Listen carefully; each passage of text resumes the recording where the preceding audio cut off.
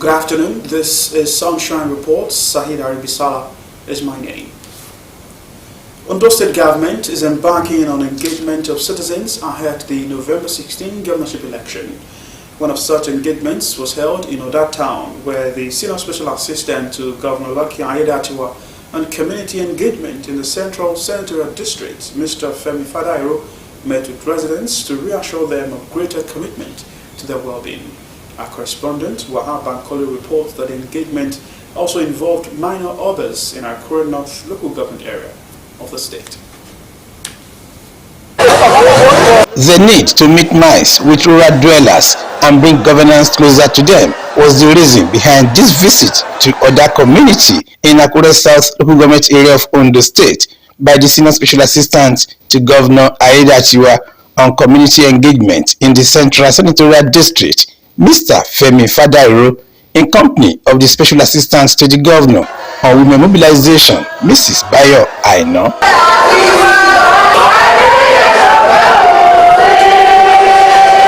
The Chairman Transition Committee of Akure East Local Council Development Areas, Mr. Kayode Taiwo, said the people are committed to the Ayedatiwa administration.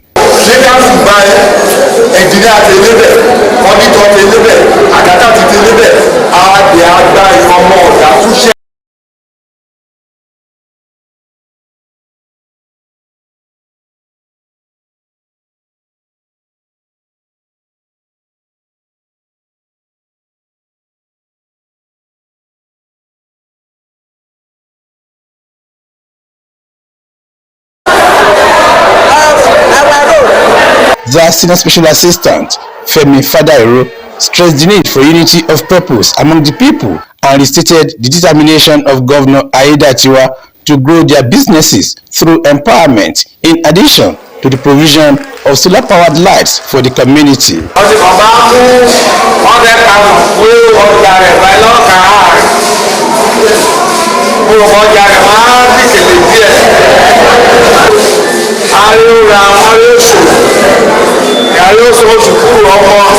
Similarly, Special Assistant to the Governor on Women Mobilization, Mrs. Bayo Aino, noted the need for genuine commitment and urged more prayers for the Ayedatiwa administration.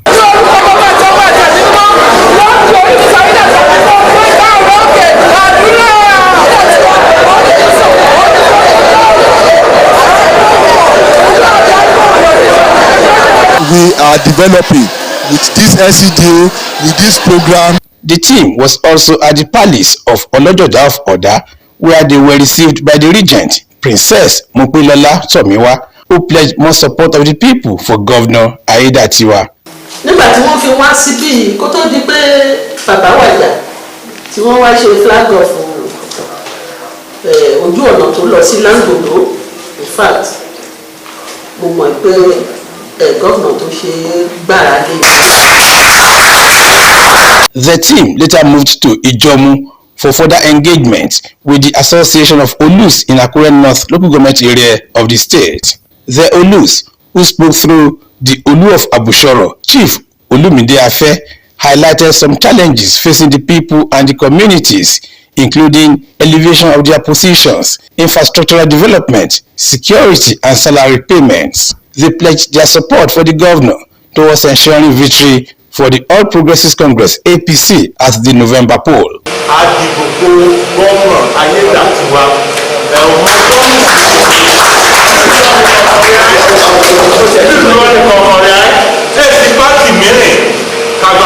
The governor's aide, Fadairo, assured them that plans have been concluded by government to solve some of the challenges listed by the minor obas, adding that efforts to provide solar power lights and 20-kilometer road infrastructure to boost food sufficiency at the grassroots have reached advanced stage. Speaking with newsmen, Mr. Fadairo and Mrs. Aino expressed satisfaction with the engagements. Everybody loves Ayedatiwa. Everybody wants to associate with Ayedatiwa. Everybody wants to see Ayedatiwa deliver, for the entire good people of Ondo State, most especially at the central level. The people know that the government cares about them. They are in the heart of the governor. He's thinking about them. He's coming to meet them, their community. He's bringing governors closer to them. Keen followers of the policy believe that the grassroots is key to even and rapid development for overall growth. Wahab Bankole, Osrc News. After the Independent National Electoral Commission (INEC) lifted the embargo on political campaigns ahead of the November 16 governorship election in Ondo State, you might expect to see a flurry of activity from political parties across the state. But some electorates say there seems to be a lull in campaign activities. In this report, we'll delve deeper into why this is happening and its possible effect ahead of the election. The Independent National Electoral Commission (INEC) lifted the embargo on political campaigns in accordance with Section 94, subsection 1 of the Electoral Act 2022, which allows campaigns in public by all political parties to commence 150 days before polling day and ends 24 hours prior to that day. Ahead of the November 16, 2024 governorship election in Ondo State, some of the electorate say there appears to be a noticeable quietness on the campaign front. It's not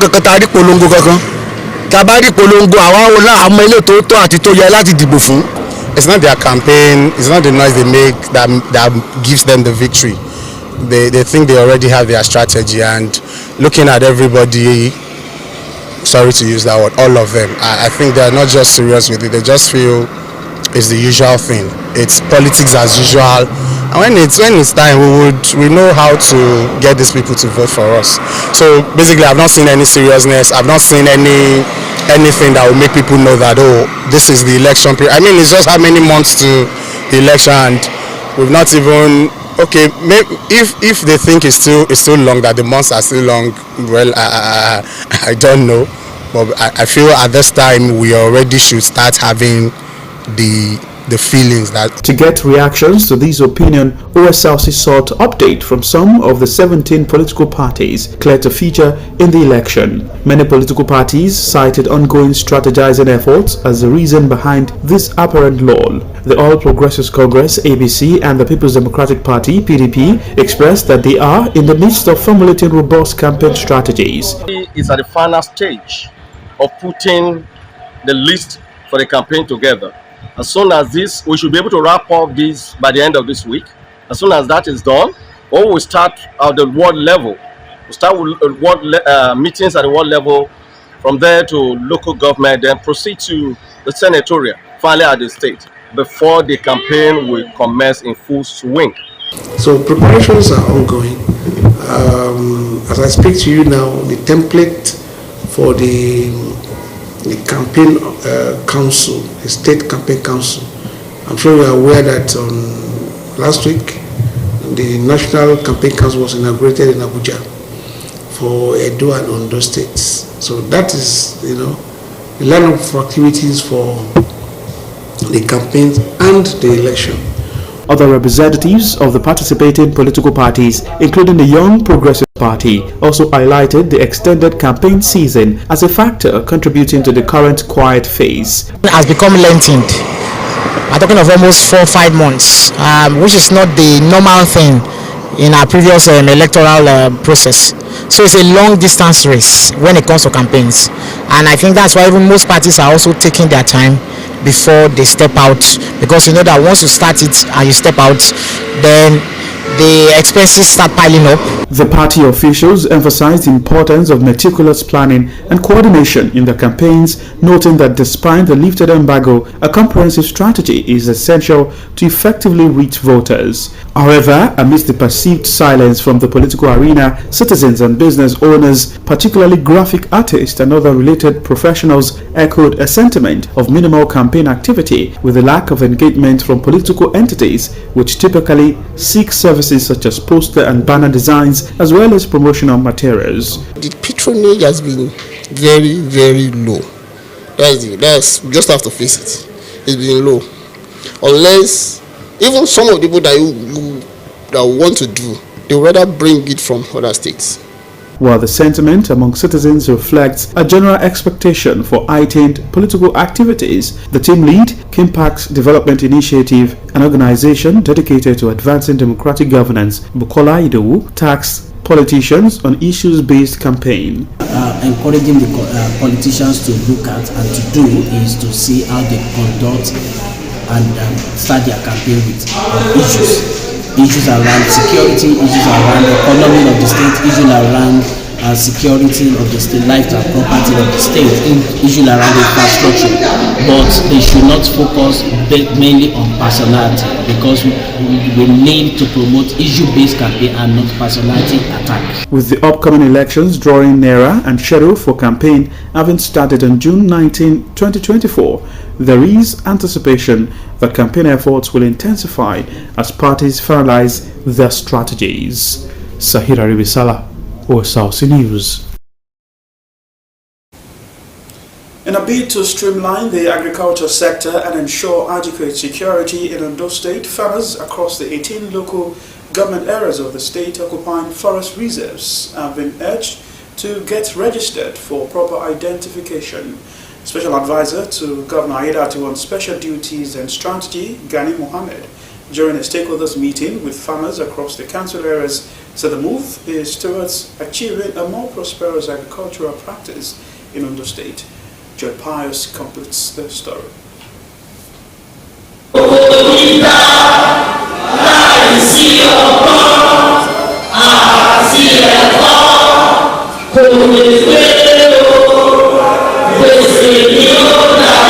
Stakeholders in the agricultural sector of Ondo State and other top government functionaries are here to meet minds with farmers across the 18 local government areas on matters affecting occupation of the state forest reserves. Governor Lucky Aiyedatiwa, represented by his Special Advisor on Special Duties and Strategy, Gani Mohammed, said government is concerned about the welfare of farmers, hence the need to get accurate data of those farming in government's forest reserves, promising them of improved security. The government has placed farming on the topmost scale of its preference, that this particular government of Honorable Lucky Aiyedatiwa. And stemming from that, all energies are channeled to making farming convenient for farmers in Ondo State. Providing security, the state just procured and distributed 25 high-grade Helios van for security. The Permanent Secretary, Ministry of Agriculture and Forestry, Fuluke Tunde Daramola, informed the farmers of the move to begin profiling farmers occupying the forest reserves, calling on the farmers to cooperate by providing comprehensive database to assist with the process of registration. In the forest reserve, you are not expected to stay there. If you are allocated a portion, you just farm, you go back. And government owns the land. And you can't just be using the land without paying something back to government, because out of all these, that government will also do the roads, and provide infrastructural amenities to the people. So that's why we're saying, okay, you must be alive to your responsibility. The farmers appreciated the state government for the initiative, stating some of the challenges facing them in the sector, which had required intervention. This is first meeting now that we help with the new governor, but I thank God this one has come up now, and we thank God that it will be going like that gradually. So whatever he asks for, it shall be given to him. Now, by the time, if we abide with what they are saying now, then they say we should register with 15,000 naira, then 20,000 naira for the numbers of hectares that you acquire in the government forest reserve. After paying all this, what else? Then you are free from any grievances or from any insult or from any embarrassment in the government forest reserve. The stakeholders promised to fully implement the vision of government in revolutionizing the agricultural sector, with assurances that only genuine farmers in the state will have access to farm inputs towards enhancing food security. Joy Pius, Osrc News. The Accra branch of Nigerian Society of Engineers has commenced its annual Engineering Week. The one-week event themed Green Technology for Food Security and Climate Change mitigation kicked off with a press briefing by the chairman of Akure branch of the society, Stephen Bolawole. Osrc's Tosin Adebowale now reports.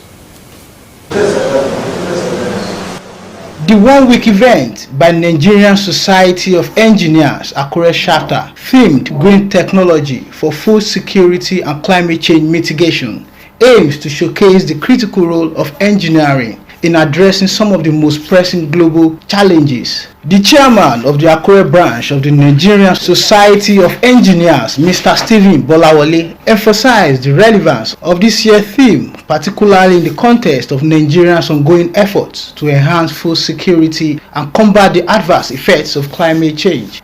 As engineers, we have a profound responsibility to address the pressing issues of our time, and the engineering community is at the forefront of developing solutions.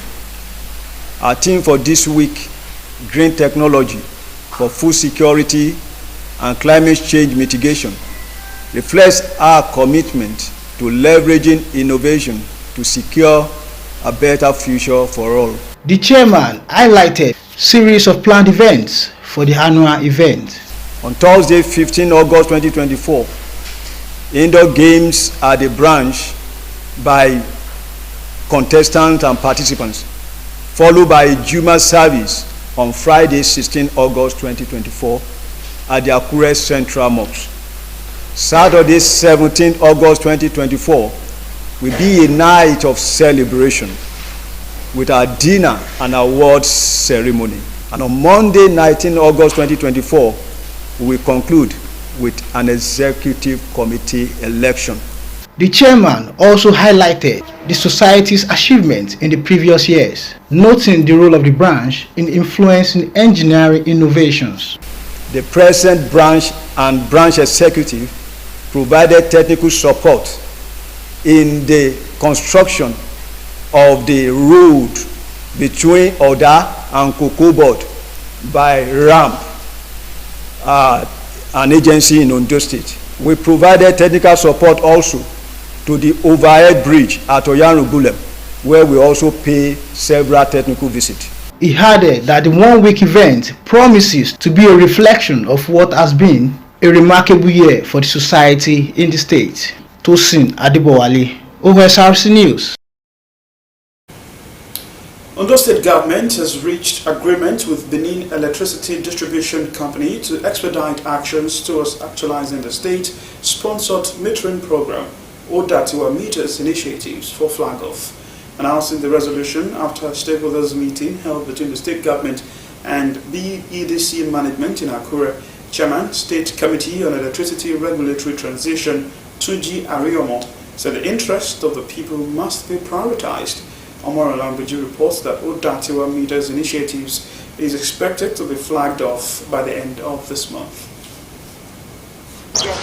Having a substantial southern part of Ondo State in darkness for about 2 decades was among the issues bothering Governor Lucky Ayedatiwa since he assumed office. Hence, the mandate given to State Committee on Electricity Regulatory Transition, led by Tunji Ariyomo, to midwife the transition process and ensure everything is done legitimately to increase electricity access for the benefits of the citizens. This stakeholders meeting was to discuss issues hindering the success of the vision, to include current status and future plans for certifying electricity projects, review the metering processes and challenges in the state, exploration of legal frameworks, as well as organizational structure for effective engagement between BEDC and the Ondo State Electricity Regulatory Bureau. Special Advisor to Governor on Energy, Johnson Alabi, talked tough on the BEDC's negligence in handling the projects. The data we collected showed that BEDC is not performing well in revenue collection in the state. Why? Because some people try as much as possible to resist payment. Why? Because of estimated billing. A lot of the consumers, especially in this state, are very knowledgeable to the extent that they are averse to estimated billings. Managing Director of BEDC, Deolu Ijosi reacted, saying the company is working in line with due process and suggested proper collaboration to achieve desired results. We shouldn't forget the fact that probably you have law of Ondo State, but your power is still actually being gotten from the national grid. So by and large, you cannot sever totally, especially in transition. So we will be able to really tell you, we even be able to really tell you those areas we need to collaborate with NEC towards dismantling some issues. We have some issues that EA 2023 did envisage. NEMSA is a case in point. You know, the engineers know the role of NEMSA. So if I'm going to connect to their network, they must certify, they must do all those kind of things. Collaboratively, we will do it, pending the time some of those lacunas will be whatever. After the deliberation, chairman of the committee, Tunji Ariyomo, announced the agreement reached with the stakeholders, including supporting Odatuwa metering projects, as governor is expected to flag off the distribution by the end of this month. On the issue of metering, Ondo State Government Committee and BEDC agreed to support the Ondo State Government sponsored metering program codenamed Odatuwa Meter Initiatives. The two sides unanimously agreed to set up a joint committee for this purpose today, and both sides also agreed to a timeline that will enable the governor to flag off the metering program by the end of this month, August 2024. They resolved to ensure that every potential for conflict is resolved to achieve success. Omoriola Mbiji, Osrc News. The Ondo State government says delay in the release of results of 26,088 students who sat for the 2024 Senior Secondary School Certificate Examination is due to technicalities. The State Commissioner for Education, Mr. Laolu Akindolie, confirmed that the government has already paid 550 million naira out of the over 700 million naira. He added that the government has approved the payment of the outstanding balance of 153 million naira last Tuesday.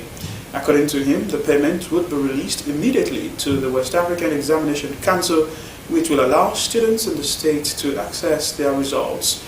Mr. Akindolie said processing of the outstanding balance is underway. He said the governor has instructed relevant ministries and agencies to expedite the final steps needed to complete the payment. He assured parents and guardians that any temporary delays due to procedural requirements should not cause undue concern.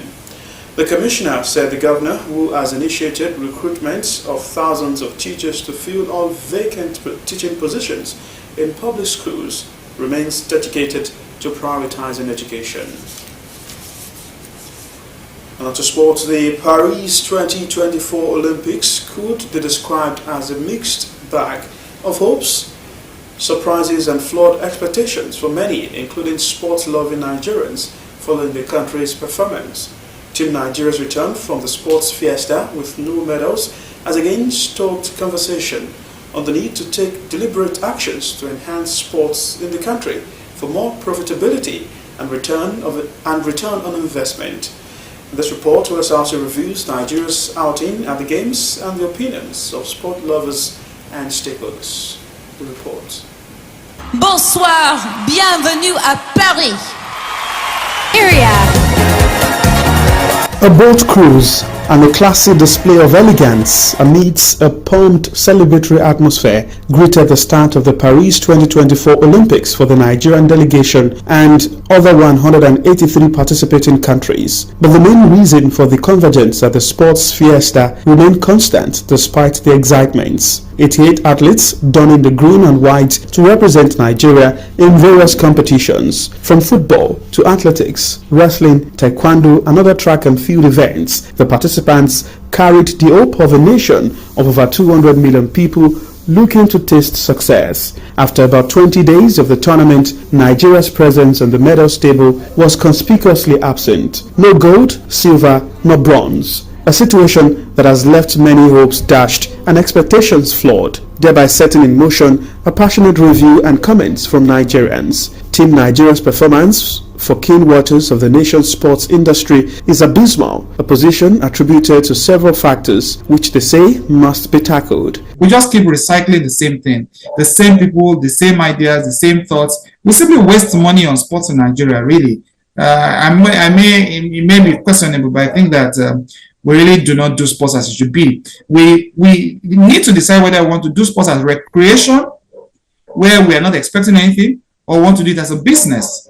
Palestine, for instance, produces a large amount, or there's a country, Palestine, or I'm probably missing the name, it's a pig country, produces most of the leather balls we use in our football, but they don't really play the football to Olympic standards. So the dint of chess for Nigeria in the mix of the worries is the performance of the female basketball team, the Tigers, as it became the first African team to get to the quarterfinals in the sports category. The 2024 outing could be considered among Nigeria's worst and the duplicate of the 2012 London Olympics, where the country also failed to win any medal. Didn't go beyond the semi-finals if she went beyond her hits, and she was trained in China.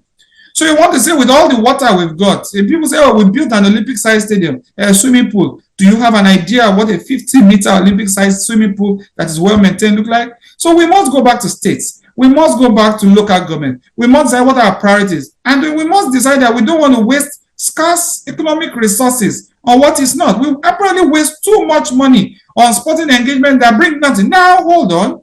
Sports doesn't necessarily have to win an Olympic medal. An Olympic medal is not an end in itself. But we must decide, is sports going to be an item to make money for Nigeria, or is going to be an item to keep our youths busy? This result, however, is a contrast with the best Olympic performance at the Atlanta 1996 Games, where Nigeria won 6 medals, including gold in men's football and women's long jump, leading to calls for further rethink in the handling of sports in the nation. On the bright side, still, no fewer than 8 athletes of Nigerian descent won medals while representing other nations at the Paris 2024 Olympics.